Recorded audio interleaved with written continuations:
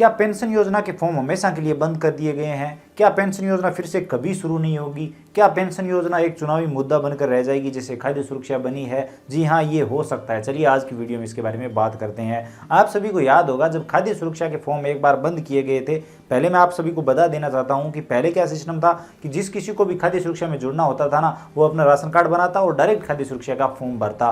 खाद्य सुरक्षा के फॉर्म ऐसे चलते थे जैसे अभी जन आधार कार्ड बनाने का काम चलता है। आओ कभी भी फॉर्म भरो, कभी भी खाद्य सुरक्षा में जुड़ो, ऐसे चलता था जब मैंने ई मित्र शुरू किया था। लेकिन उसके बाद खाद्य सुरक्षा योजना को एक बार बंद कर दिया गया तो बहुत सारे लोगों ने कहा कि अभी कुछ टेम्परेरी एरर है, ये है वो है, कुछ टाइम के लिए बंद किया गया है, फिर से शुरू किया जाएगा। लेकिन बाद में पता चला कि सरकार के पास इतना गेहूं ही नहीं है कि ज़्यादा लोगों को दिया जा सके। अभी जितने लोगों को दिया जा रहा है वो पर्याप्त है और इनमें से जब लोग हटेंगे तो नए लोगों को खाद्य सुरक्षा में शामिल किया जाएगा। उसके बाद बजट आया और बजट में घोषणा की जाती है कि 10 लाख लोगों को, 10 लाख परिवारों को हम खाद्य सुरक्षा में और शामिल करेंगे। उसके बाद वो संख्या बढ़कर 15 लाख होती है, लेकिन 1-2 लाख ही लोगों को खाद्य सुरक्षा में शामिल किया जाता है। बाकी फार्म वैसे के वैसे पड़े हैं। अब ये मैं इसलिए बता रहा हूँ क्योंकि ये पेंशन में भी हो सकता है और जहाँ तक हमें पता चल रहा है होने वाला है, क्योंकि विभागों की हालत खराब हो रही है, विद्यार्थियों को छात्रवृत्ति नहीं मिल रही है, पेंशनरों को पेंशन नहीं मिल रही है। आप सभी देख रहे हैं 2-2, 3-3 महीनों की पेंशन पेंडिंग चल रही है क्योंकि पेंशन को बढ़ा दिया गया है। मिनिमम पेंशन, कम से कम पेंशन 1000 रुपये कर दी गई है।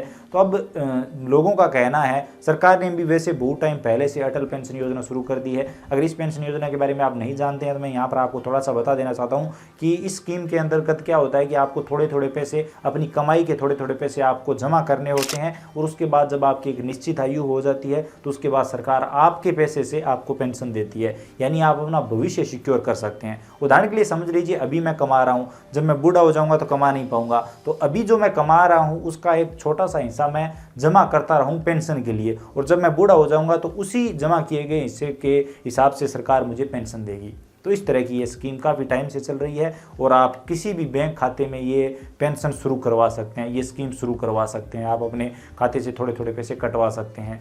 तो अब सरकार भविष्य के लिए ऐसी स्कीमों को डेवलप कर रही है, तो आप सभी को अंदाज़ा हो जाना चाहिए कि इस तरह की जो फ्री स्कीमें अभी चल रही है वो तो बंद होने ही वाली है, क्योंकि रोजाना न जाने कितने पेंशनर नए जुड़ रहे हैं। तो इससे ये तो क्लियर है कि सरकार पर लोड बढ़ रहा है। लेकिन यहाँ पर ये बात भी सच है कि अभी गवर्नमेंट जॉब वालों की भी पेंशन फिर से शुरू की जा रही है, तो वो बड़ा झटका है राजस्थान सरकार के लिए। ये इतना बड़ा झटका नहीं है, बाकी स्टेट में भी पेंशन दी जा रही है। बाकी जहाँ तक हमें पता चल रहा है, बताया जा रहा है, ये कोई ऑफिशियली अपडेट नहीं है, मैं आप सभी को यही बताना चाहता हूँ जितना हमें पता चला है कि इसमें क्राइटेरिया और बढ़ाया जाएगा और अभी जैसा सिस्टम चल रहा है वैसा तो लागू नहीं रहेगा जहाँ तक पता चल रहा है। और अभी कुछ महीनों के लिए तो पेंशन के फॉर्म कदापि शुरू नहीं होंगे। जितने लोग जुड़ गए वो जुड़ गए, आगे अब कैसे जुड़ेंगे, सरकार क्या करती है वो तो टाइम ही बताएगा। हो सकता है आगे जब नई सरकार आए तो ये एक चुनावी मुद्दा भी बन सकता है, यानी बजट में थोड़े बहुत लोगों को जोड़ने की घोषणा हो और उस तरह से लोग जुड़ें।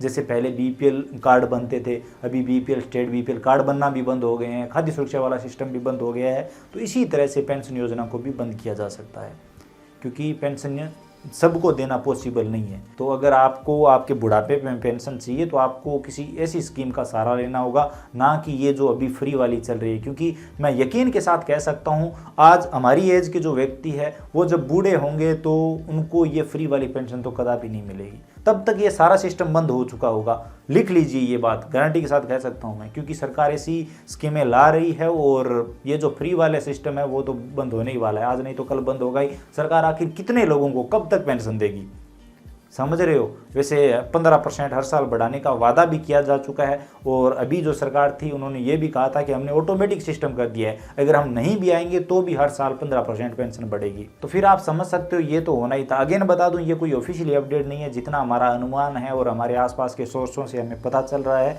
वही हम आप तक पहुँचाने की कोशिश कर रहे हैं। हो सकता है इनमें से एक भी बात सच ना हो और लगातार ये स्कीम चलती रहे, लोगों को जोड़ा जाए, लेकिन अभी 2-3 महीने के लिए इस स्कीम को बंद कर दिया गया है। पेंशन के फॉर्म अभी आप नहीं भर सकते, तो जितने पेंशनर है उतने ही रहेंगे। बाकी जहाँ तक हमें पता चल रहा है भैया अब मुश्किल है, जितने लोग जुड़ गए वो जुड़ गए। आई होप आपको ये वीडियो पसंद आया होगा। वीडियो पसंद आया तो वीडियो को लाइक करिए, अपने दोस्तों के साथ शेयर करिए। चैनल पर नए हो तो सब्सक्राइब करके बेल आइकन प्रेस कर सकते हो, जो कि बिल्कुल फ्री है। इसके अलावा अगर आपके मन में और कोई सवाल या सुझाव है तो आप बेझिझक कमेंट सेक्शन में लिख सकते हो, हम कमेंट सेक्शन में उसके बारे में जरूर बात करेंगे। और इंस्टाग्राम पर भी फॉलो कर लीजिए, वहाँ पर हम अपने जीवन के अनुभव शेयर करते रहते हैं। तो चलिए मिलते हैं अगली वीडियो में।